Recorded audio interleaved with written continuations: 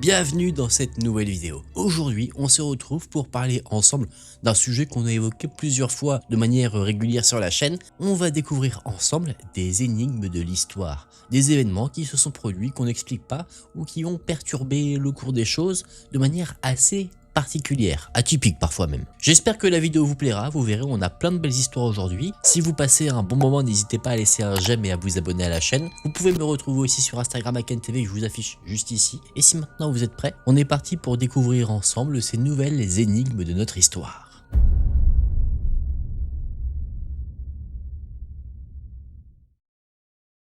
En décembre 1934, dans les sous-sols du Kremlin de Moscou, un archéologue russe avance dans un tunnel étroit sous la tour de l'arsenal. Il s'appelle Ignatius Steletsky. Depuis des années, il poursuit une obsession, retrouver une bibliothèque disparue que certains imaginent cachée quelque part sous le cœur du pouvoir russe. Ce jour-là, au bout du passage, il découvre une porte. Une porte massive, en fer, renforcée par des verrous. Elle possède une petite ouverture, comme une fenêtre de surveillance. Steletsky est convaincu d'être enfin arrivé devant quelque chose d'important, peut-être même devant l'entrée, qu'il cherche depuis si longtemps, mais il ne l'ouvrira jamais. Les autorités soviétiques interrompent les fouilles. L'accès est fermé, l'expédition s'arrête brutalement, sans explication publique claire. Quelques semaines plus tôt, Sergueï Kirov, une figure majeure du parti bolchevique, a été assassiné à Leningrad. Le climat politique devient de plus en plus dangereux. Les purges de Staline commencent à se refermer sur le pays. À ce moment-là, laisser un archéologue creuser sous le Kremlin n'est plus une priorité, c'est même devenu un risque. Steletsky ne retournera jamais devant cette porte. Il meurt en 1949 sans avoir su ce qu'il y avait derrière. Et c'est là que commence l'un des mystères historiques les plus étranges de Russie. Car ce que Steletsky espérait trouver derrière cette porte n'était pas un tombeau, ni une salle remplie d'or. Il cherchait des livres, des manuscrits, des textes anciens. Une collection qui, si elle avait vraiment existé, aurait pu contenir des œuvres grecques et latines que l'on croyait perdues depuis des siècles. Cette bibliothèque porte un nom, la Libérea, mais elle est surtout connue sous un autre nom, beaucoup plus célèbre. La bibliothèque perdue d'Ivan le Terrible. Pour comprendre pourquoi une telle légende existe, il faut remonter bien avant Ivan le Terrible. Il faut revenir à la fin du XVe siècle, dans une Europe encore marquée par la chute de Constantinople. En 1453, l'ancienne capitale de l'Empire romain d'Orient tombe aux mains des Ottomans. Avec elle disparaît l'un des grands centres intellectuels du monde médiéval. Pendant des siècles, Constantinople avait conservé des textes grecs, romains, religieux, philosophiques et scientifiques. Une partie de ce savoir avait déjà circulé vers l'Italie. Une autre aurait pu rester dans la ville, et une autre encore, selon la légende, aurait été sauvée au moment de la chute. C'est ici qu'entre en scène Sophie Paléologue. Sophie est la nièce de Constantin XI, le dernier empereur byzantin. Après la chute de Constantinople, sa famille vit sous la protection de la papauté. En 1472, elle épouse Ivan III, grand prince de Moscou. Ce mariage n'est pas seulement une union dynastique, il a une portée politique et religieuse. Pour Rome, il pourrait rapprocher la Russie orthodoxe de l'Église catholique. Pour Moscou, il permet de se rattacher symboliquement à l'héritage de Byzance. Sophie quitte l'Italie et arrive à Moscou. Selon la légende, elle ne voyage pas seule. Dans ses bagages se trouveraient des coffres remplis de livres, des manuscrits anciens, sauvés de Constantinople par sa famille. Certains récits parlent d'environ 800 volumes, d'autres vont beaucoup plus loin et imaginent une collection remontant à la bibliothèque impériale de Constantinople, voire à des textes hérités indirectement de la bibliothèque d'Alexandrie. Dans les versions les plus extrêmes, cette bibliothèque ne contiendrait pas seulement des textes grecs et latins, elle aurait aussi renfermé des écrits venus d'Égypte, d'Orient, peut-être même de Chine. Mais très vite, un problème apparaît. Aucun document contemporain solide ne prouve que Sophie Paléologue ait apporté une telle collection à Moscou. Des chroniques russes parlent de son mariage, de son rôle, de sa présence à la cour, mais elles ne décrivent pas l'arrivée d'un immense trésor de manuscrits. Si une collection aussi exceptionnelle avait réellement traversé l'Europe jusqu'à Moscou, on pourrait s'attendre à ce qu'elle laisse une trace plus nette.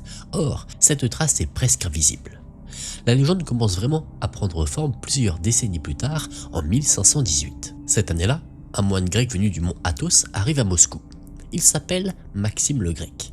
Il est appelé pour traduire des textes religieux grecs en slavon. Maxime est un homme cultivé, capable de reconnaître la valeur d'une collection de manuscrits. Lors de son séjour, il aurait été introduit auprès du grand prince Vassili III, le fils de Sophie Paléologue. Il aurait alors vu la bibliothèque princière, et ce qu'il aurait découvert l'aurait frappé, un grand nombre de volumes grecs rassemblés en un même lieu, au point qu'il aurait affirmé n'en avoir jamais vu autant, même en Grèce. Cette phrase est capitale. Sans elle, la bibliothèque perdue d'Ivan le Terrible ne serait peut-être qu'une rumeur tardive. Avec elle, la légende gagne un point d'appui. Un savant grec aurait vu, à Moscou, une collection suffisamment impressionnante pour être remarquée. Mais là encore, tout reste fragile. Ce témoignage n'a pas été écrit directement par Maxime le Grec. Il nous parvient par un autre texte, plus tardif, attribué à un noble moscovite. Son authenticité a été contestée. Certains historiens y voient moins une preuve qu'une manière de grandir rétrospectivement le prestige de Moscou. À l'époque de Sophie Paléologue, la principauté moscovite n'est pas encore l'immense empire russe que l'on connaîtra plus tard. Elle cherche à se donner une profondeur historique, une légitimité et un lien avec Rome et Byzance. La bibliothèque devient alors plus qu'un simple ensemble de livres, elle devient un symbole de succession impériale, un signe que Moscou aurait hérité non seulement du pouvoir spirituel de Constantinople, mais aussi de son savoir. Puis la légende réapparaît à l'époque d'Ivan le Terrible. Dans la seconde moitié du XVIe siècle, Ivan IV règne sur la Russie. Son nom reste associé à la violence, la paranoïa, aux exécutions, aux purges, mais aussi à la consolidation du pouvoir tsariste. C'est sous son règne que la bibliothèque aurait été cachée, protégée, peut-être même enfermée dans les souterrains du Kremlin. Un récit venu de Livonie, territoire correspondant aujourd'hui à une partie de la Lettonie et de l'Estonie, mentionne un pasteur luthérien nommé Johann Federmann. Il aurait été amené à Moscou dans les années 1560 ou 1570. Ivan le Terrible l'aurait fait entrer dans une salle verrouillée du Kremlin pour examiner une collection de livres. Federmann aurait alors découvert une masse impressionnante de manuscrits anciens. Certains auraient été des textes que les savants d'Europe ne connaissaient plus que par leur titre, parce que les originaux semblaient perdus depuis l'Antiquité. C'est un récit fascinant, mais il pose un nouveau problème. Federmann lui-même ne l'a pas écrit. L'histoire a été rapportée plusieurs décennies plus tard par un autre auteur. Aucun inventaire précis n'a été conservé. Aucun titre vérifiable n'a été produit. Aucun manuscrit de cette supposée collection n'a jamais refait surface et pourtant, la légende continue. Au XIXe siècle, un autre épisode vient l'alimenter. En 1819, un historien du droit d'origine germano-balte affirme avoir trouvé dans les archives de Parnu, en Estonie actuelle, un document extraordinaire. Ce document aurait porté un titre très simple, manuscrit détenu par le tsar. La liste aurait mentionné des œuvres perdues de Tite-Live, de Cicéron, de Virgile, des textes qui, s'ils avaient été retrouvés, auraient bouleversé l'étude de l'Antiquité. L'historien en copie une partie, quitte les archives pour en parler à un collègue, puis revient. Le document a disparu. Il ne le retrouvera jamais. Ce genre d'épisode nourrit parfaitement une légende. Il y a une découverte, un inventaire trop beau pour être vrai, puis une disparition immédiate. Pour les sceptiques, c'est précisément ce qui rend l'affaire suspecte. Pour les passionnés du mystère, c'est au contraire ce qui la rend encore plus troublante. À partir de là, la bibliothèque devient un objet de recherche autant qu'un mythe national. Pierre le Grand aurait ordonné des investigations, rien n'est retrouvé. Plus tard, lorsque Napoléon entre dans Moscou en 1812, certains récits prétendent qu'il se serait lui aussi intéressé à cette bibliothèque. Là encore, aucune preuve solide ne confirme qu'il ait trouvé quoi que ce soit. À la fin du 19e siècle, des chercheurs continuent de croire que la collection peut se trouver sous le Kremlin. L'idée devient presque fixe. Si la bibliothèque existe, elle n'a pas été dispersée, elle n'a pas été vendue et elle n'a pas quitté Moscou. Elle se trouve quelque part sous terre, dans une salle oubliée, derrière un mur, une galerie ou une porte. C'est cette idée qui va obséder Ignatius Steletsky. Il n'est pas un simple amateur, il est archéologue, historien, explorateur des souterrains. Il est persuadé que Moscou cache sous ses fondations des passages anciens et des chambres oubliées. Pour lui, la bibliothèque d'Ivan le Terrible n'est pas seulement une légende, c'est une piste à suivre. En 1929, il obtient enfin l'autorisation de mener des fouilles sous le Kremlin. Mais les choses avancent lentement. Le Kremlin n'est pas un site archéologique ordinaire, c'est le centre du pouvoir soviétique. Chaque pierre, chaque sous-sol, chaque accès dépend d'autorisation politique. Les fouilles commencent réellement en décembre 1933 sous la tour de l'Arsenal. Pendant un an, Steletsky explore, creuse, inspecte, puis en décembre 1934, il tombe sur cette fameuse porte de fer. Il pense toucher au but, mais l'histoire se referme immédiatement. Après l'assassinat de Kirov et le durcissement du régime, les fouilles sont interrompues, l'entrée est scellée, les recherches ne reprennent pas. Même pendant la Seconde Guerre mondiale, alors que Moscou est menacé par l'avancée allemande, Steletsky demande à reprendre les travaux. Il pense que la découverte d'une telle bibliothèque pourrait soutenir le moral national. Mais l'Union soviétique a d'autres priorités. Le pays lutte pour sa survie. La porte reste fermée et depuis une question demeure. Qui avait-il derrière? Il existe plusieurs possibilités. La première est la plus spectaculaire. La bibliothèque a réellement existé. Sophie Paléologue aurait apporté à Moscou une partie des manuscrits de Constantinople. Ces livres auraient été transmis à la cour des grands princes puis à Ivan le Terrible. À un moment donné, pour les protéger des incendies, des guerres ou des intrigues, ils auraient été cachés dans les profondeurs du Kremlin. Ils y seraient encore, oubliés, enfermés derrière des murs que personne n'a osé ouvrir. La deuxième possibilité, elle, est plus modérée. Il y a bien eu une bibliothèque importante à Moscou, mais elle n'avait rien du trésor fabuleux décrit par la légende. Elle contenait peut-être des textes religieux, administratifs, quelques manuscrits grecs, des ouvrages rares pour la Russie de l'époque, mais pas les œuvres perdues de l'Antiquité. Au fil des siècles, la mémoire de cette collection aurait grandi jusqu'à devenir un mythe. La troisième possibilité est plus brutale. La bibliothèque a existé, mais elle a disparu depuis longtemps. Moscou était une ville largement construite en bois. Elle a connu de grands incendies, notamment en 1547, en 1571 et en 1626. Des quartiers entiers ont brûlé, des archives, des églises, des palais, des collections privées ont pu partir en fumée. À cela s'ajoutent les pillages, les guerres, les occupations, les transferts de biens et les périodes de désordre politique. Si des manuscrits anciens ont vraiment été conservés à Moscou, ils ont pu être détruits sans laisser de traces. C'est peut-être cela le plus frustrant dans cette affaire. La bibliothèque d'Ivan le Terrible n'est pas totalement impossible. Il y a des raisons historiques de croire qu'une collection importante a pu exister à la cour moscovite. Mais la version la plus fascinante, celle d'un immense trésor de textes grecs et latins, enfermé sous le Kremlin, repose sur des témoignages indirects, des documents disparus, des récits tardifs et beaucoup d'incertitudes. Il n'y a aucune preuve définitive, mais il n'y a pas non plus de conclusion définitive. Une porte a bien été trouvée sous la tour de l'Arsenal, les fouilles ont bien été arrêtées, Steletsky est bien mort sans obtenir de réponse, et quelque part dans les sous-sols du Kremlin, il existe peut-être encore des galeries que l'on n'a jamais entièrement explorées. C'est ce qui rend cette histoire aussi tenace. Elle ne promet pas seulement de l'or ou des bijoux, elle promet quelque chose de plus rare, des livres que l'on croyait perdus, des textes que personne n'a lus depuis des siècles, une partie de la mémoire antique qui aurait survécu à Constantinople, aux incendies de Moscou, aux guerres, aux purges et au silence du Kremlin. Aujourd'hui encore, personne ne peut affirmer avec certitude que cette bibliothèque existe, mais personne n'a jamais ouvert la porte devant laquelle Steletsky s'est arrêté en 1934.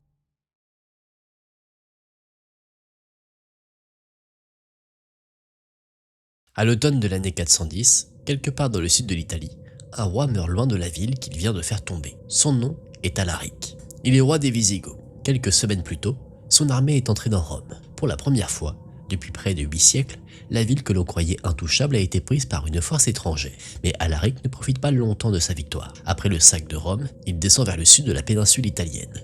Il veut probablement rejoindre la Sicile, puis l'Afrique du Nord, une région riche en blé, capitale pour l'approvisionnement du monde méditerranéen.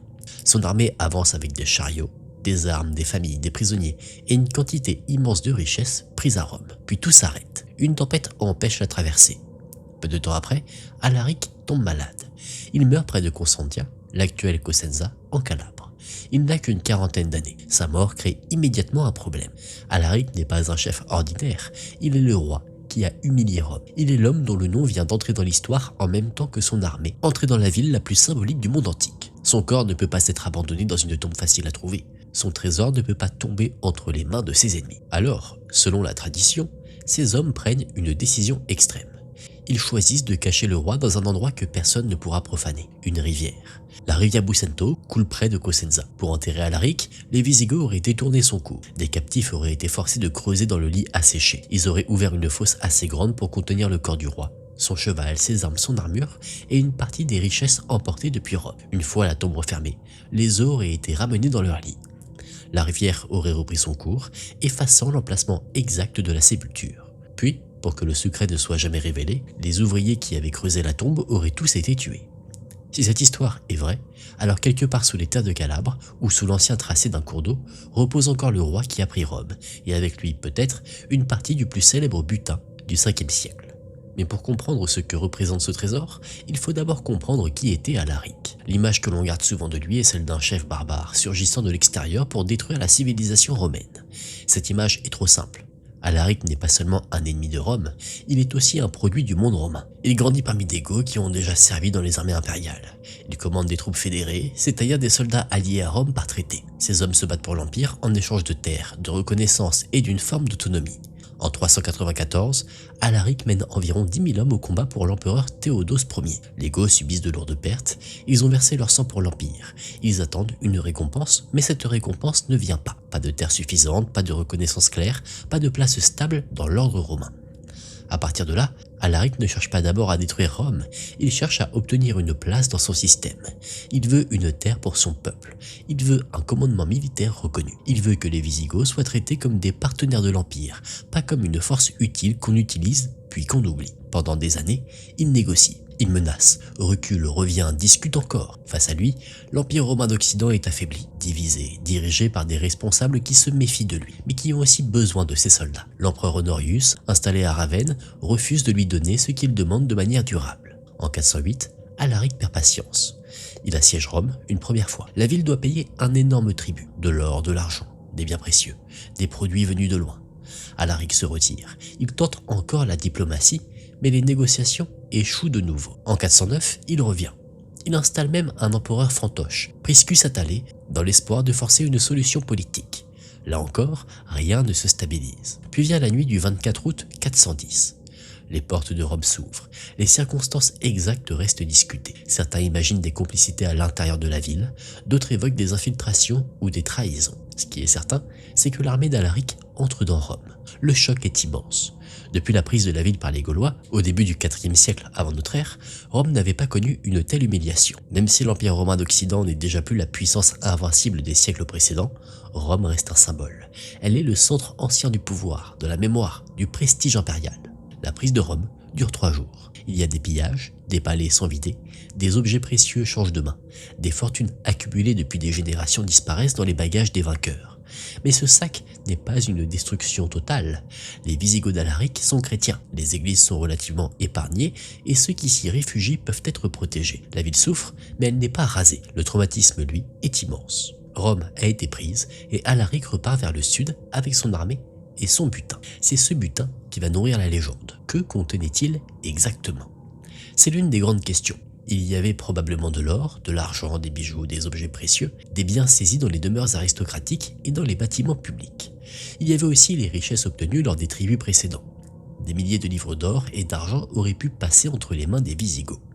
Certaines versions plus tardives vont plus loin. Elles affirment que le trésor d'Alaric aurait pu contenir des objets pris au temple de Jérusalem, notamment la Ménorah d'or emportée par les Romains après la destruction du second temple en l'an 70. L'idée est fascinante car elle signifierait qu'un objet sacré, transporté de Jérusalem à Rome, puis de Rome vers le sud de l'Italie, serait aujourd'hui caché sous une rivière de Calabre. Mais ce côté-là est très fragile. D'autres traditions historiques indiquent plutôt que les trésors du temple auraient été pris plus tard, lors du sac de Rome par les Vandales en 455, puis transférés à Carthage avant d'être récupérés par les Byzantins au VIe siècle.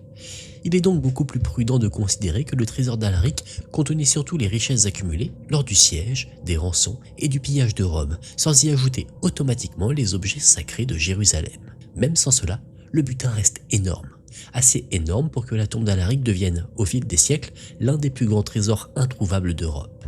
Mais le cœur du mystère repose sur une source tardive. Le récit détaillé de l'enterrement d'Alaric vient de Jordanès, un historien goth du VIe siècle. Il écrit environ 150 ans après la mort du roi. Il s'appuie même sur des traditions et sur des textes plus anciens aujourd'hui perdus. Autrement dit, l'histoire de la rivière détournée n'est pas un reportage contemporain. C'est un récit transmis, retravaillé, conservé dans une tradition où l'histoire et la mise en scène du pouvoir se mêlent parfois. Ce détail est alors essentiel car l'enterrement sous une rivière possède tous les éléments d'une grande légende royale. Un roi mort trop tôt, un trésor immense, un lieu impossible à retrouver, des témoins éliminés et un secret gardé par la nature elle-même. C'est précisément ce qui rend l'histoire puissante, mais c'est aussi ce qui la rend si difficile à vérifier. Pendant des siècles, des hommes ont cherché la tombe d'Alaric. Certains ont exploré les environs de Cosenza, d'autres ont suivi les méandres du Bucento. On a creusé, sondé, observé les terrains, étudié les hypothèses. Mais rien, pas une chambre funéraire, pas une armure, pas une tombe royale, aucune preuve matérielle claire permettant de dire Alaric a bien été enterré ici. Au XVIIIe siècle, des recherches auraient déjà été menées sans résultat. Au début du XIXe, un tremblement de terre modifie ou assèche une partie du cours d'eau, ce qui relance les espoirs. Des curieux, des érudits, des chasseurs de trésors s'y intéressent. Même Alexandre Dumas se passionne pour l'affaire, mais là encore, rien ne sort de terre. Plus récemment, en 2015, une nouvelle tentative est menée avec des moyens modernes. Drones, radars de pénétration du sol, capteurs infrarouges, instruments électromagnétiques. L'objectif est de repérer une anomalie, une structure, une cavité, quelque chose qui pourrait correspondre à une sépulture enfouie. Mais malgré tous les moyens mis en œuvre, le résultat reste le même. Aucune tombe n'est découverte, mais l'échec des recherches ne suffit pas à écarter totalement la légende. 16 siècles ont passé, une rivière change, ses berges bougent, les inondations, l'érosion, les glissements de terrain et les dépôts de sédiments transforment le paysage. Le Bucento d'aujourd'hui n'est peut-être plus exactement celui du 5e siècle. Si une chambre funéraire a existé, elle peut se trouver sous plusieurs mètres de terre, loin du lit actuel, ou avoir été détruite par les mouvements du sol. Il est aussi possible que le récit soit vrai dans son principe, mais faux dans ses détails. Peut-être qu'Alaric a bien été enterré près de Cosenza. Peut-être que son tombeau a bien été dissimulé, mais peut-être qu'il n'y a jamais eu de rivière détournée, ni de massacre d'ouvriers, ni de trésors gigantesques placés auprès de lui. Une sépulture plus simple aurait pu être transformée, génération après génération, en récit grandiose. A l'inverse, il est aussi possible que la tradition ait conservé le souvenir réel d'un événement exceptionnel. Les peuples goths avaient leurs propres pratiques funéraires. Alaric était un roi important. Ces hommes avaient des raisons très concrètes de cacher son corps, éviter qu'il soit profané, empêcher les Romains de s'en emparer, protéger une partie du butin et préserver le prestige du souverain mort. L'idée d'une tombe dissimulée n'est donc pas absurde.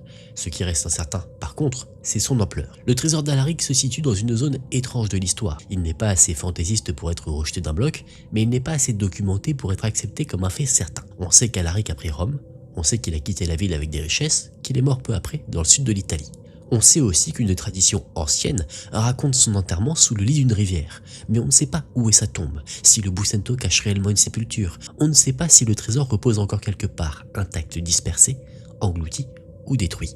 Et c'est cette absence de réponse qui donne à l'histoire une certaine force, parce que si la légende est vraie, alors l'un des plus grands symboles de la fin du monde romain n'a jamais été retrouvé. Le roi qui a fait entrer ses hommes dans Rome dormirait encore dans un lieu inconnu, avec une partie des richesses de la ville vaincue. Son tombeau ne serait pas marqué par une pierre ni par une inscription, ni par un monument.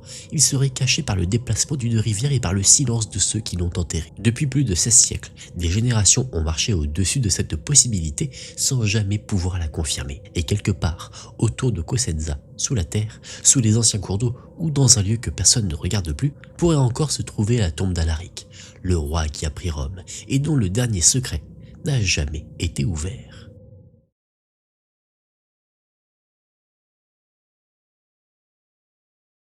En juin 1900, dans la ville de Pretoria, une république est en train de s'effondrer. Les soldats britanniques approchent, le bruit de l'artillerie se rapproche. Dans les rues, les responsables du gouvernement Boer savent que la capitale ne tiendra plus longtemps. Le temps manque. Dans quelques heures, peut-être dans quelques jours, les troupes de l'Empire britannique entreront dans la ville.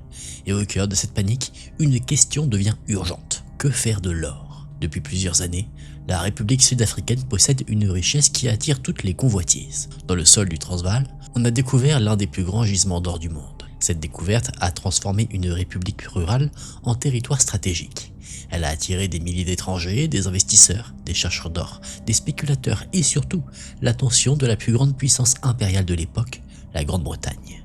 À la fin du 19e siècle, l'or n'est pas seulement une richesse, c'est un instrument de pouvoir.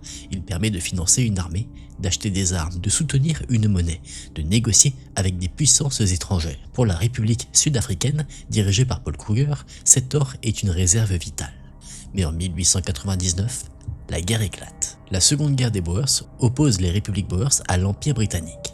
D'un côté, des communautés d'origine néerlandaise installées depuis longtemps en Afrique australe, attachées à leur indépendance.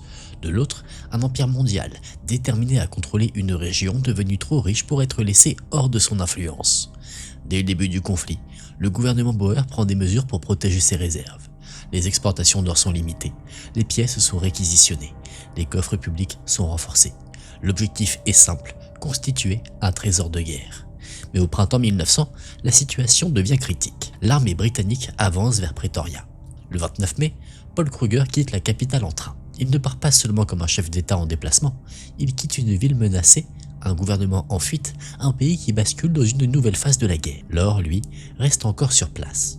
Pendant quelques jours, les coffres de la monnaie et de la Banque nationale doivent être vidés dans l'urgence. Le 4 juin, alors que les Britanniques sont presque aux portes de Pretoria, l'évacuation finale commence. Des responsables arrivent à la monnaie. Les lingots, les pièces, le métal brut, les caisses de valeur sont pesées, enregistrées puis transportées vers la gare. Dans la confusion, des témoins voient des wagons chargés de lourdes boîtes en bois. Ces caisses sont déplacées rapidement sous la pression de l'avancée ennemie. Chaque minute compte. Le dernier train quitte Pretoria dans l'après-midi par la ligne de Delagoa Bay, l'une des seules voies encore sous contrôle Boer. À bord, ils transportent une partie essentielle des réserves de la République. Le lendemain, les Britanniques entrent dans Pretoria. Très vite, un audit des finances est mené. Le résultat est troublant. Plus d'1,5 million de livres semblent manquer au Trésor national. Une somme immense. Et c'est à partir de ce chiffre que naît l'une des plus grandes légendes d'Afrique du Sud, les millions de Kruger. Où est passé l'or? La première réponse paraît évidente. Le gouvernement Boer aurait évacué les réserves pour éviter qu'elles ne tombent entre les mains britanniques. Une partie aurait pu servir à financer la suite de la guerre, car même après la prise de Pretoria, le conflit ne s'arrête pas. Il change de forme. Les commandos Boers continuent les combats dans les campagnes en menant une guerre mobile, dispersée et difficile à écraser. Pour continuer, ils ont besoin d'argent. Il faut acheter des armes, payer des hommes, entretenir des réseaux, obtenir du soutien à l'étranger. Alors dans cette logique, l'or n'aurait pas été caché pour toujours, il aurait été utilisé peu à peu pour faire vivre la résistance. Mais cette explication ne suffit pas à tout le monde. Car dans les jours qui suivent la chute de Pretoria, les Britanniques sont convaincus qu'une partie du trésor a été dissimulée. Pour eux, les Boers ont caché un stock d'or quelque part dans l'intérieur du pays afin de financer une reprise future du combat. La rumeur se concentre bientôt sur une région, le Loveld. C'est une zone vaste, difficile, éloignée des centres de pouvoir. Une région de vallées, de reliefs, de pistes isolées où un convoi peut disparaître plus facilement que dans les plaines ouvertes autour de Pretoria. Parmi les lieux souvent cités, un nom revient, le canyon de la rivière Blythe. Selon la légende, un groupe restreint de soldats aurait reçu l'ordre d'enterrer une partie du trésor dans un endroit secret. Ces hommes auraient caché l'or, puis n'auraient jamais survécu assez longtemps pour révéler l'emplacement exact. C'est une version simple, directe, presque logique dans un contexte de guerre. Un gouvernement fuit, un train emporte l'or, une partie disparaît et des soldats meurent avec le secret. Mais une autre histoire, plus sombre, vient encore épaissir le mystère. En 1905, un homme nommé John Holtzhausen, alors en prison, fait une confession étrange. Il affirme avoir participé à l'enterrement d'un trésor composé d'or et de diamants pendant la retraite Boer. La valeur évoquée est considérable. Il raconte une affaire de cachette, de squelettes, de lingots et de trahison dans la brousse. Dans son récit, un homme nommé Philipp Schwarz aurait éliminé ses compagnons pour garder le secret de l'emplacement. Schwarz aurait ensuite été exécuté pour un autre crime, emportant avec lui la localisation du trésor. L'histoire est difficile à vérifier. Elle contient tout ce qui nourrit les récits de trésors perdus.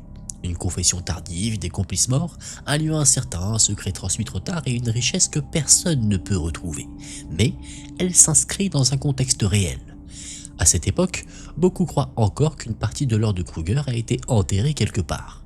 Des recherches sont menées, des rumeurs circulent, des cartes apparaissent même parfois. Des chasseurs de trésors interrogent les vieux récits, explorent des paysages et fouillent les zones suspectes, mais rien ne permet de trancher. Et pourtant, l'affaire ne s'arrête pas aux terres sud-africaines. Une autre théorie, moins spectaculaire mais peut-être plus solide, mène beaucoup plus loin, vers l'Europe. Paul Kruger et son gouvernement avaient des contacts à l'étranger. La République sud-africaine disposait de représentants diplomatiques, notamment aux Pays-Bas. Parmi eux, Willem Leys jouait un rôle important dans la gestion des intérêts financiers et politiques Boers en Europe. Or, en mai 1900, un navire quitte l'Afrique australe en direction des Pays-Bas avec une quantité importante d'or. Plus de 13 000 livres de métal précieux auraient été transportés. Ce n'est pas suffisant pour expliquer à lui seul l'ensemble des sommes manquantes, mais cela prouve au moins qu'une partie des richesses a bien quitté le territoire. À partir de là, une hypothèse apparaît. Et si les millions de Kruger n'avaient jamais été enterrés en Afrique du Sud? Et si l'or avait été transféré par étapes vers l'Europe, puis placé dans des circuits financiers plus discrets? Si on suit cette version, le trésor ne repose pas sous une vallée, ni dans une grotte, ni au pied d'une rivière. Il aurait traversé les frontières, changé de main, été placé dans des banques, transformé, fondu, divisé, puis peut-être détourné par des responsables ou des intermédiaires. La légende du trésor enterré serait alors une fausse piste. Le véritable mystère ne serait pas géographique, mais financier. L'or ne serait pas perdu dans la terre, il aurait été absorbé par le système bancaire européen. Cette théorie prend une tournure encore plus intrigante au XXIe siècle. En 2021, plus de 900 pièces d'or sont retrouvées dans un coffre suisse. Elles ont été frappées entre 1893 et 1900. Elles proviennent de la période de Kruger. Elles ont été conservées aux Pays-Bas avant d'être déplacées en Suisse dans les années 1930. Attention, Ces pièces ne prouvent pas à elles seules qu'il s'agit des fameux millions disparus. Elles ne permettent pas de résoudre l'affaire, mais elles montrent quelque chose d'important. De l'or sud-africain de cette époque a bien circulé en Europe, a été stocké et a bien pu disparaître pendant des décennies dans des coffres privés ou bancaires. Le mystère reste donc ouvert entre plusieurs possibilités. La première est celle du trésor enterré. Une partie des réserves aurait été cachée dans le Lowveld, près du canyon de la rivière Blythe ou ailleurs dans une zone reculée. Les hommes qui connaissaient l'emplacement seraient morts pendant la guerre et depuis, les chercheurs passeraient à côté de la cache sans le savoir. La deuxième possibilité est celle de l'or utilisé.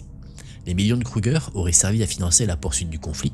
Une partie aurait payé des armes, des vivres, des déplacements, des réseaux diplomatiques ou militaires. Dans ce cas, il n'y aurait jamais eu de trésor intact, seulement une réserve qui s'est dispersée dans la guerre. Et la troisième possibilité est celle de la piste européenne. L'or aurait été envoyé vers les Pays-Bas, puis vers la Suisse ou d'autres places financières. Au fil des années, il aurait été transformé, déplacé, approprié voire dissimulé. Le trésor existerait peut-être encore, mais sous une forme impossible à reconnaître. Des pièces revendues, des lingots refondus, des comptes clôturés et même des archives disparues. Et ce qui rend cette affaire si difficile, c'est que ces possibilités ne s'excluent pas totalement. Une partie de l'or a pu être utilisée, une autre a pu être enterrée et une autre encore a pu partir en Europe. Le trésor de Kruger n'est peut-être même pas un seul trésor, il peut être une série de disparitions, de transferts de décisions prises dans l'urgence au moment où un État s'effondrait. Et c'est ce qui rend la chose si intrigante, car au départ, il ne s'agit pas d'une légende ancienne transmise par des conteurs, il s'agit d'un événement administratif, militaire et financier. On parle de coffres vidés, de caisses chargées dans des wagons et un train qui part, et le lendemain, une capitale qui tombe, pour finir par un audit qui constate qu'une fortune manque. Tout ici commence par des faits concrets, et c'est précisément parce que le départ est concret que le mystère dure. On peut suivre les dernières heures de Pretoria, imaginer les responsables pesant l'or, les wagons chargés à la hâte et le train quittant la gare pendant que l'armée britannique s'approche. On peut comprendre pourquoi les Boers voulaient sauver leur trésor et pourquoi les Britanniques voulaient le retrouver. Mais après ce train, les certitudes se fragmentent. Peut-être dans la guerre, dans la rumeur ou dans des banques. Et plus d'un siècle plus tard, personne ne peut dire avec certitude où sont passés les millions de Kruger. Dans une cache oubliée d'Afrique du Sud, dépensés depuis longtemps, ou alors des millions qui ont traversé l'Europe sous une forme de pièces et de lingots avant de disparaître dans des coffres suisses. Ou alors peut-être aussi que le trésor n'existe plus depuis longtemps, mais que son absence continue de produire une histoire plus forte que sa découverte. Parce qu'au fond, les millions de Kruger ne sont pas seulement une affaire d'or. C'est l'histoire d'un pays vaincu qui tente de sauver ce qui lui reste. L'histoire d'un train parti quelques heures avant l'arrivée de l'ennemi. L'histoire d'une fortune dont le trajet se perd au moment exact où la République sud-africaine bascule dans la défaite. Et depuis juin 1900, une question reste sans réponse. Quand ce dernier train a quitté Pretoria, emportait-il seulement de quoi financer une guerre perdue ou transportait-il l'un des plus grands trésors disparus de l'histoire moderne ?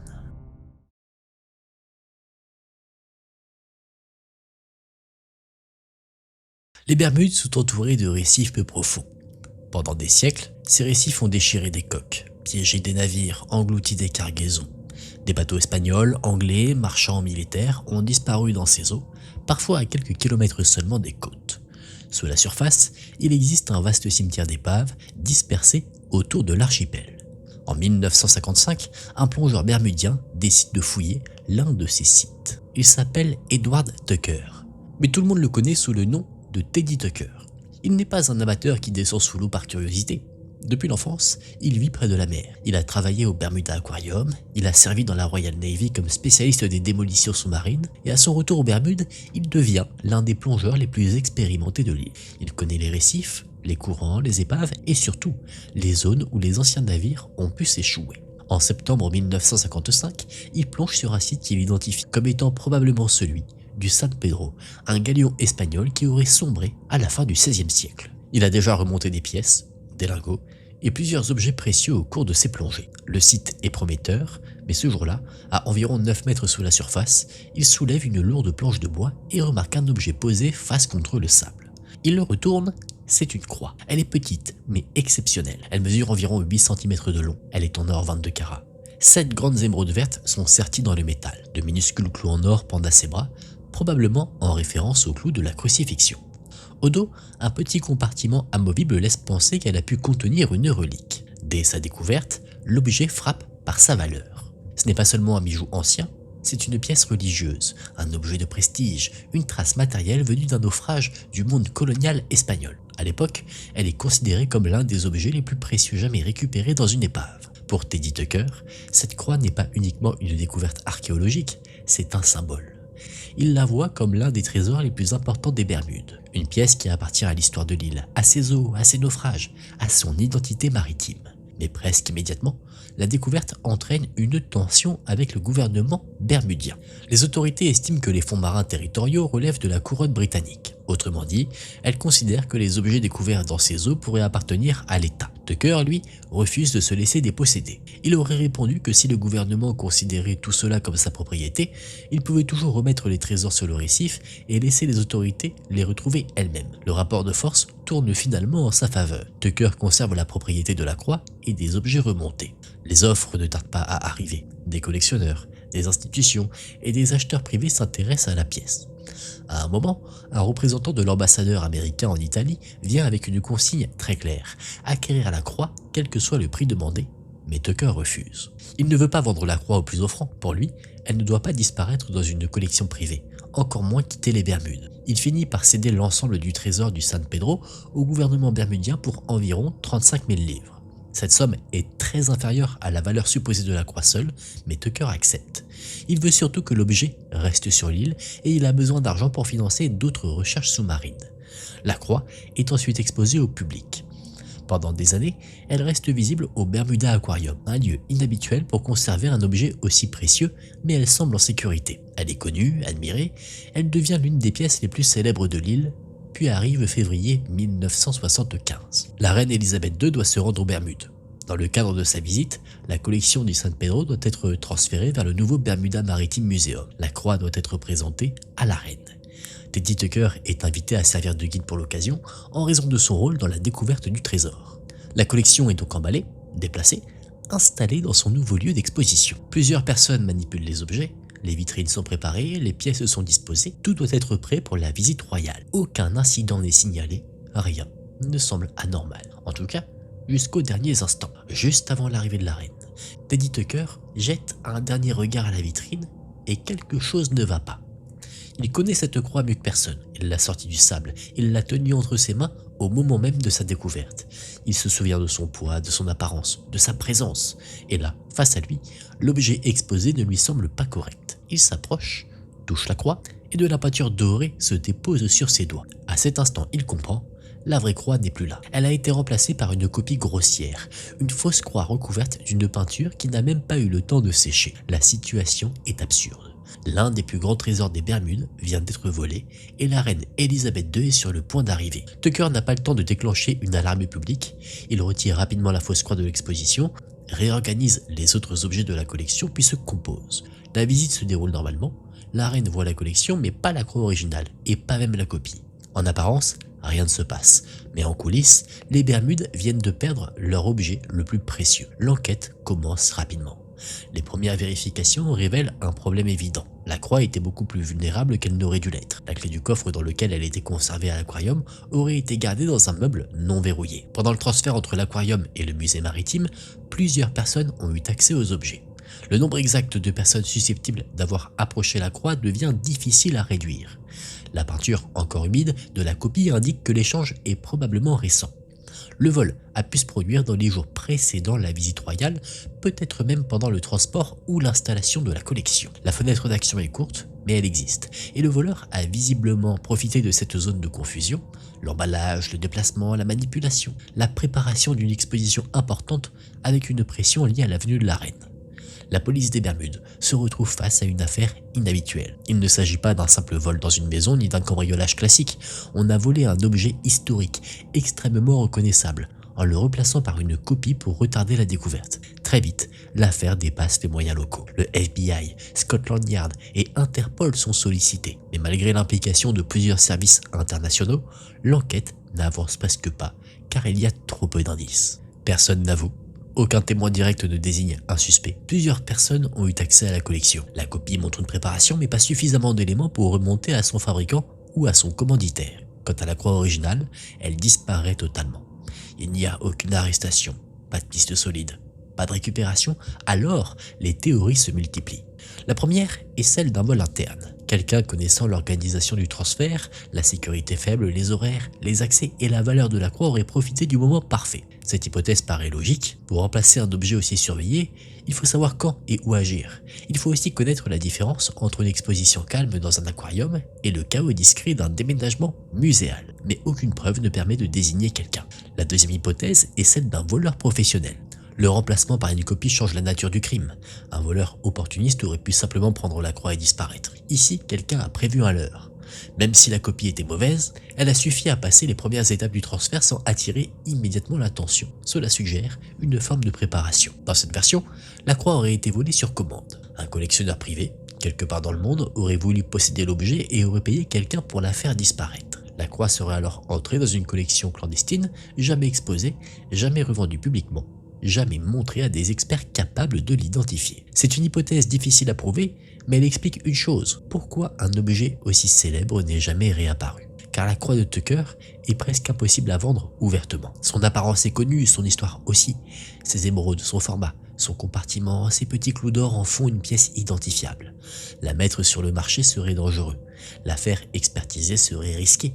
Et la montrer à un musée serait impossible. Pour qu'elle reste introuvable aussi longtemps, il faut qu'elle ait été cachée, démontée, fondue ou conservée dans le secret absolu. Toutes ces possibilités sont troublantes.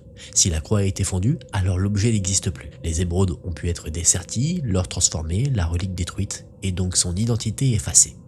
Si elle a été conservée entière, alors elle existe peut-être encore quelque part, dans un coffre privé, dans une collection illégale, dans une succession familiale où personne ne sait exactement ce qu'elle représente, ou même entre les mains de quelqu'un qui sait très bien ce qu'il possède, mais qui ne pourra jamais l'exposer. Le plus étrange, c'est que la disparition de la croix de Tucker n'est pas un cas isolé dans l'histoire muséale des Bermudes. En 2005, plusieurs visiteurs du Bermuda Maritime Museum remarquent que d'autres objets issus de la collection de Tucker ont disparu des vitrines, notamment un lingot d'or et une chaîne en or. Là encore, les objets ne sont pas retrouvés. Cette nouvelle disparition renforce l'idée d'un problème de sécurité plus profond, comme si certains trésors de l'île avaient été exposés pendant des années sans la protection nécessaire. Mais la croix de Tucker reste l'affaire la plus marquante, parce qu'elle n'a pas disparu dans l'océan, elle avait déjà été sauvée. Elle a été retrouvée, remontée, identifiée, admirée et conservée. Son histoire aurait pu s'arrêter là. Un trésor perdu dans une épave espagnole, rendu à la lumière après plusieurs siècles sous les eaux, mais 20 ans après sa découverte, elle disparaît une seconde fois, et cette fois-ci, ce ne sont pas les récifs qui l'engloutissent, ce sont des mains humaines. C'est ce qui rend cette histoire si atypique. Beaucoup de trésors sont perdus parce qu'un navire coule, parce qu'une bataille a lieu, ou parce qu'un empire s'effondre, ou alors parce qu'une archive disparaît. La croix de Tucker, elle, a été perdue après avoir été retrouvée. Elle a échappé à des siècles d'eau salée pour disparaître dans un musée à quelques minutes à peine d'une visite royale. Et depuis 1975, personne ne sait où elle se trouve. L'enquête est restée sans réponse. Les services internationaux n'ont pas retrouvé sa trace. Les suspects possibles n'ont jamais été identifiés. La copie, avec sa peinture encore humide, reste l'un des détails les plus absurdes et les plus révélateurs de l'affaire. Le voleur a eu assez de préparation pour fabriquer un faux, mais pas assez de soin pour attendre que la peinture sèche. Et pourtant, cela a suffi. La vraie croix a disparu. Et aujourd'hui encore, son sort reste inconnu. Elle a peut-être été détruite pour ses matériaux. Peut-être a-t-elle quitté les Bermudes quelques heures après le vol? A-t-elle été cachée dans un coffre, loin des musées et des regards? Ou elle repose peut-être encore sur l'île, dissimulée par quelqu'un qui n'a jamais osé s'en débarrasser? Ce qui est certain, c'est qu'en 1955, Teddy Tucker avait arraché à la mer l'un des objets les plus précieux de l'histoire des Bermudes, et 20 ans plus tard, quelqu'un l'a arraché à l'histoire.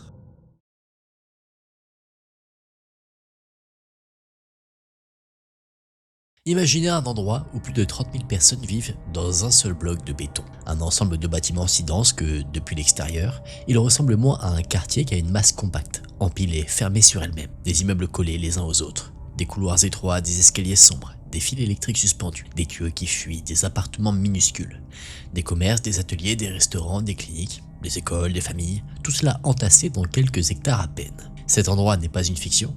Il a existé à Hong Kong jusqu'en 1994. On l'appelait la ville murée de Kowloon. Pendant longtemps, elle a été l'un des lieux les plus densément peuplés de la planète. Mais ce qui rend son histoire aussi étrange, ce n'est pas seulement sa densité, c'est le fait qu'elle ait existé dans une sorte de vide politique. Pendant des décennies, ni la Chine ni l'administration britannique de Hong Kong ne l'ont vraiment contrôlée. Officiellement, elle relevait d'un arrangement ancien. Dans les faits, elle est devenue un territoire à part, coincé entre deux souverainetés, mais pleinement abandonné par les deux. Pour comprendre comment un tel endroit a pu naître, il faut remonter bien avant les tours de béton, avant les triades, avant les dentistes clandestins et les couloirs sans lumière. À l'origine, Kowloon n'est qu'un petit poste militaire chinois. Sous la dynastie Song, il y a environ 1000 ans, les autorités chinoises installent une présence défensive sur la péninsule de Kowloon. Le site reste longtemps secondaire, puis au 19e siècle, l'équilibre de la région change brutalement. La puissance britannique s'étend à Hong Kong. Après la première guerre de l'opium, les Britanniques prennent Hong Kong Island. La Chine des Qing comprend alors qu'elle doit conserver un point d'appui sur la péninsule voisine. En 1847, l'ancien poste est renforcé. Des murs sont construits, une garnison y est installée, avec des soldats, des bâtiments administratifs et un représentant chinois. La ville murée a alors un rôle clair. Elle doit surveiller les Britanniques. Elle doit rappeler que malgré l'expansion coloniale, la Chine conserve encore une présence sur cette portion de territoire. Puis arrive l'accord qui va créer l'anomalie. En 1898, la Grande-Bretagne obtient l'allocation des nouveaux territoires pour 99 ans. Cette zone entoure Hong Kong et comprend une grande partie de la région de Kowloon. Mais une clause particulière maintient la ville murée sous juridiction chinoise. Sur le papier, cela peut sembler simple. Les Britanniques administrent les nouveaux territoires, mais la petite ville fortifiée reste chinoise. Dans la réalité, cet arrangement devient rapidement ingérable. En avril 1899, les forces britanniques arrivent dans la ville murée. Elles constatent que la plupart des soldats chinois sont partis. Il ne reste qu'un petit nombre d'habitants et quelques représentants. Les Britanniques prennent le contrôle pratique du lieu, mais la Chine ne renonce jamais officiellement à sa revendication. À partir de ce moment-là, Kowloon devient un problème que personne ne veut vraiment résoudre. La ville est chinoise sur le principe, elle est entourée par un territoire britannique, occupé de fait par l'administration coloniale, mais elle n'est pleinement gouvernée par personne. Pendant des décennies, cette ambiguïté reste en place. La ville murée existe, mais elle n'est pas intégrée normalement au reste de Hong Kong. Elle reste un morceau de territoire suspendu, dans une contradiction juridique. Personne ne sait qui doit y faire appliquer les règles, ni jusqu'où l'autorité britannique peut intervenir sans provoquer de tensions avec la Chine. Puis le XXe siècle bouleverse tout. Dans les années 30 et 40, les conflits en Chine continentale, l'instabilité politique et les déplacements de population poussent de nombreux réfugiés vers Hong Kong. Beaucoup cherchent un endroit où vivre à moindre coût, un lieu où les règles sont moins strictes, où l'on peut construire rapidement, occuper un espace, ouvrir une activité, survivre. La ville murée offre exactement cela. Elle devient un refuge pour ceux qui n'ont pas les moyens de vivre ailleurs. Au départ, les constructions restent relativement modestes, mais peu à peu, les bâtiments montent. Un étage est ajouté sur un autre, une structure s'appuie sur celle du voisin. Des murs se collent aux murs existants, des appartements sont divisés, des passages sont percés. Des escaliers sont prolongés, les toits deviennent des bases pour de nouveaux niveaux. Il n'y a pas de véritable urbanisme, pas d'architecte général, pas de plan clair, pas de code de construction appliqué. La ville pousse parce que les gens ont besoin de place. Dans les années 50, Kowloon n'est plus simplement une ancienne ville fortifiée, c'est devenu un bloc urbain sans équivalent, une enclave de béton, de métal, de câbles et de vie humaine, construite presque entièrement par des cécités. Et là où il n'y a pas d'autorité, d'autres pouvoirs prennent la place. Les triades s'installent. Des groupes criminels, comme les 14K, les Sunny On ou les Washing Wu, profitent de l'absence de contrôle réel. La ville murée devient un lieu connu pour ses salles de jeu, ses trafics, ses fumeries d'opium, ses maisons closes et ses activités clandestines. La police de Hong Kong hésite à y entrer, et quand elle le fait, c'est souvent en groupe et avec prudence, car les ruelles sont étroites, les accès compliqués, et les bâtiments forment un labyrinthe. Pour un policier qui ne connaît pas les lieux, poursuivre quelqu'un à l'intérieur revient à entrer dans un espace pensé par des années d'improvisation. Une porte mène à un escalier, l'escalier mène à un couloir, le couloir débouche sur un atelier, puis sur une passerelle, puis sur une autre cage d'escalier. Ceux qui vivent là savent où aller, ceux qui viennent de l'extérieur se perdent rapidement. À la fin des années 50 et au début des années 60, la criminalité atteint son niveau le plus fort. Pour beaucoup d'habitants de Hong Kong, la ville murée devient un endroit à éviter, un lieu à part, dangereux, presque hors du monde officiel, un quartier dont on parle avec crainte, parce qu'il semble échapper aux règles ordinaires. Mais l'histoire de Kowloon ne se résume pas aux gangs, c'est beaucoup plus complexe que ça. À partir des années 70, la police mène une campagne massive pour réduire l'influence des triades. Des milliers de raids sont organisés, le contrôle criminel recule progressivement, les gangs ne disparaissent pas totalement mais ils ne dominent plus la ville comme avant. Et ce qui apparaît alors n'est pas seulement le chaos, c'est une société. Les habitants, livrés à eux-mêmes depuis des années, ont créé leurs propres solutions. Ils installent leurs propres conduites d'eau, ils improvisent des systèmes d'électricité, organisent des formes de collecte des déchets. Ils se repèrent dans un espace qui paraît incompréhensible à ceux qui n'y vivent pas. Dans les étages inférieurs, on trouve des ateliers, des restaurants, des fabriques, des commerces, des cabinets médicaux et même des échoppes alimentaires. Et dans les étages supérieurs, on trouve les logements. Des familles y vivent dans des espaces minuscules, parfois moins de 25 mètres carrés.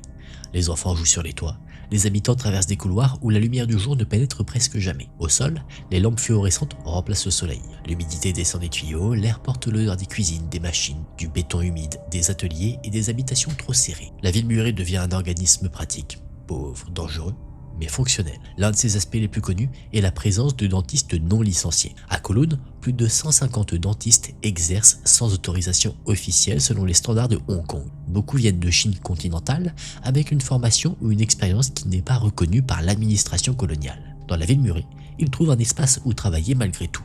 Leurs cabinets sont souvent simples, parfois rudimentaires, mais ils répondent à un besoin réel. Les soins sont moins chers. Les habitants peuvent se faire traiter sans passer par les circuits officiels. Des patients viennent même de l'extérieur pour consulter parce que les tarifs sont accessibles.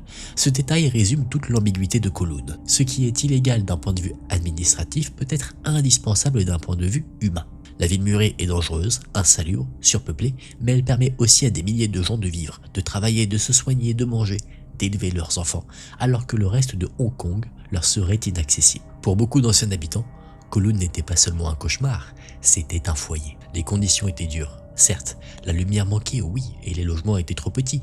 Les risques sanitaires étaient bien sûr évidents, mais la communauté était réelle. Les voisins se connaissaient, les familles s'entraidaient, les ressources circulaient. Dans un environnement où tout le monde manquait de place et d'argent, les solidarités de proximité devenaient essentielles. Vu de l'extérieur, la ville murée ressemblait à une anomalie inquiétante, mais de l'intérieur, elle était aussi un endroit où des gens ordinaires essayaient simplement de vivre. Kowloon n'est pas seulement une zone de non-droit, ce n'est pas seulement un repère de triade ou un bloc de béton monstrueusement dense, c'est le résultat concret d'un abandon politique.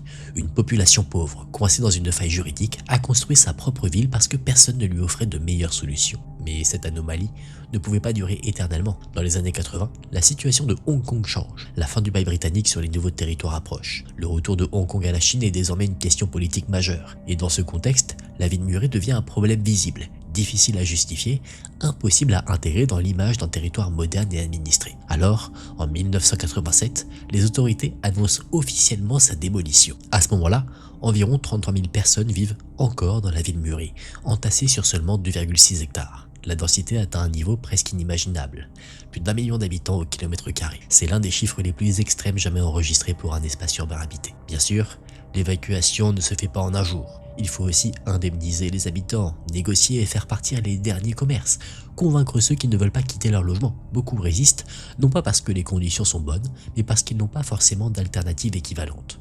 Quitter Kowloon, c'est perdre un loyer abordable, un réseau, une activité, un équilibre précaire. Mais à la fin, les derniers habitants finissent par partir et la démolition commence en mars 1933. Pendant des mois, les bâtiments sont éventrés, étage après étage. Les couloirs disparaissent, les escaliers sont brisés, les appartements s'ouvrent à la lumière pour la première fois depuis des années, juste avant d'être détruits. Ce qui avait été construit pendant des décennies par empilement successif est réduit en gravats. En avril 1994, la ville murée n'existe plus. Et à sa place, un parc est aménagé, le Kowloon Wild City Park, qui ouvre ses portes en 1995. On y trouve des jardins, des bassins, des pavillons, des chemins propres et ordonnés. Le contraste est total. Là où des dizaines de milliers de personnes vivaient dans l'obscurité et la densité, il y a désormais un espace calme, ouvert, entretenu. Mais l'ancienne ville n'a pas disparu de la mémoire. Elle continue de fasciner parce qu'elle semble impossible. Comment un endroit pareil a-t-il pu exister aussi longtemps? Comment deux puissances ont-elles pu laisser une telle zone se développer au cœur de Hong Kong? Comment une population entière a-t-elle pu bâtir une ville sans plan officiel, sans gouvernement clair, sans règles de construction et pourtant réussir à créer une forme de vie collective? La réponse tient en partie dans son origine. Kowloon est né d'un vide. Un vide juridique d'abord, puis administratif et enfin social. Quand personne n'a pris la responsabilité du lieu, ceux qui n'avaient nulle part où aller l'ont pris eux-mêmes. Ils ont construit tout ce dont ils avaient besoin. Ils ont créé des règles, tacites, des habitudes, des réseaux, des protections, parfois légales, parfois criminelles. La ville murée était à la fois un échec politique, mais aussi une réussite de survie. Attention, il ne faut pas l'idéaliser. Les conditions étaient mauvaises, l'insécurité a été réelle, l'insalubrité était profonde, les bâtiments étaient dangereux. La vie quotidienne pouvait être dure, étouffante et instable, mais il ne faut pas non plus la réduire à une simple curiosité sordide. Kowloon montre ce que des êtres humains peuvent construire quand l'État se retire, quand le marché exclut, quand les règles officielles ne répondent plus aux besoins de ceux qui vivent sur place. Elle montre une ville qui n'aurait jamais dû exister, mais qui a fonctionné assez longtemps pour devenir un monde à part. Et aujourd'hui, il ne reste presque rien de la ville murée. Quelques vestiges, quelques photos, des témoignages, mais tout le monde se souvient que pendant près d'un demi-siècle, au milieu de Hong Kong, il y a eu un endroit que personne ne contrôlait vraiment. Mesdames et messieurs, on en a fini pour ces histoires, j'espère que ça vous a intéressé. Dites-moi en commentaire, parmi ces histoires, laquelle vous a le plus intéressé, intrigué. Je serais curieux de savoir laquelle. Personnellement, si je devais vous donner mon avis, ce serait l'histoire concernant la croix de Tucker. Je suis assez curieux de savoir ce qu'est devenu cette croix aujourd'hui. Si la vidéo vous a plu, n'hésitez pas à laisser un j'aime et à vous abonner à la chaîne. Encore une fois, je le répète, retrouvez-moi sur Instagram que je vous affiche juste ici à Ken TV. N'hésitez pas à aller faire un tour là-bas. Merci d'avoir regardé cette vidéo jusqu'à la fin. Moi, je vous dis à très vite pour une nouvelle vidéo. Prenez soin de vous, c'était Ken. Salut!